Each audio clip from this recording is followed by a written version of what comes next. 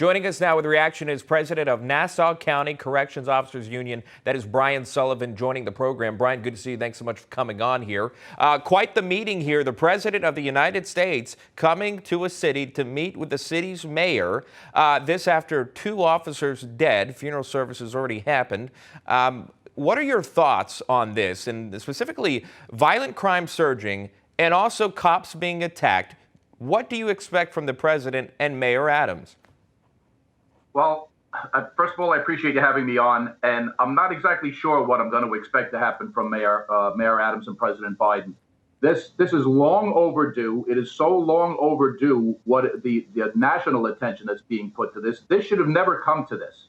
It should never have come to this for the better part of the last 3 or 4 years, especially those of us in corrections. We saw this coming, where we saw the erosion of our laws, the erosion of our society. We saw that there was a concerted effort to just release people out of jail, which is complete insanity, under this bogus argument that we have to protect people from the criminal justice system.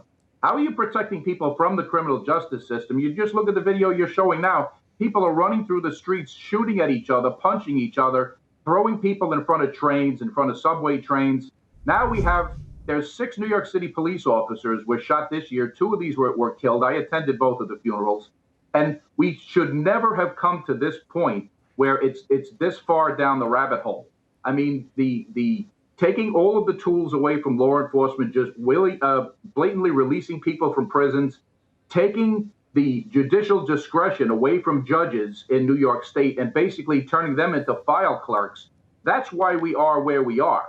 It's not just guns on the street. It's not just the iron pipeline. You have to get the criminals off the street, the criminals that are using these guns. And it's so much further than that. Like I said, all of these hate crimes that are going on, the Asian hate crimes in the city, throwing people in front of trains. Judicial discretion is the #1 thing that has to be put back into the laws of the state of New York. And those judges and the legislators that make these laws have to be held accountable for the laws that they make. It's not just, if law enforcement is going to be held 100% to task, and we are, and we all know that we're responsible for all of our actions, judges, legislators, DAs, all have to be held accountable for the laws that they're implementing, putting on the books, whether or not they're going to prosecute people, like this new DA in Manhattan, Alvin Bragg, is saying he's not even going to prosecute. All right, let me jump in really quick because I'm limited with time. Television, how this works, I'm sure you understand. Brian, this question for you. You just told me that you were at both funerals, so I'm just curious as to when, in Jason Rivera's funeral, when Dominique, his wife, got up and spoke, she called out the district attorney. You were there. What was that moment like? An audible cheer went up through the entire crowd that was there. This, to my perception, that DA should be removed. He was elected to perform a job, which is to prosecute crimes in Manhattan County, and for him to get up there after he's elected and say that he's going to change the laws himself and he's going to cherry pick what he feels should be prosecuted and what should not be prosecuted, that's a violation of his oath. That's a violation of the state constitution. Somebody like that needs to be removed. How he gets elected in the first place is beyond me. When you see what went on with the elections in Nassau County. Well, Governor Kathy Hochul said he's going to remain at this time. He's new to the office, et cetera. I want to bring in Congressman Peter King, a former congressman there in New York. Good to see you, and thank you so much for coming on here. Quite the day. The President of the United States is going to meet with a local mayor about ongoing crime. I'm curious to know your thoughts. Do you expect something? Is this all talk, no action?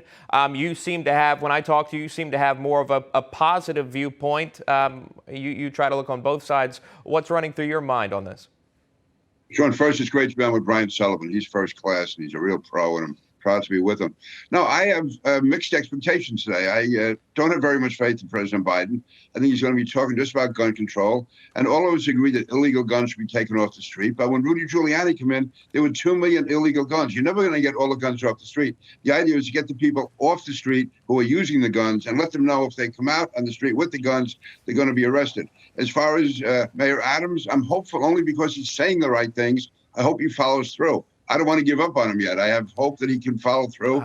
And if he doesn't, I'll be the first to criticize him. But I'm not optimistic about today's meeting at all. I think it's going to be all about gun control. It's going to be all about illegal guns.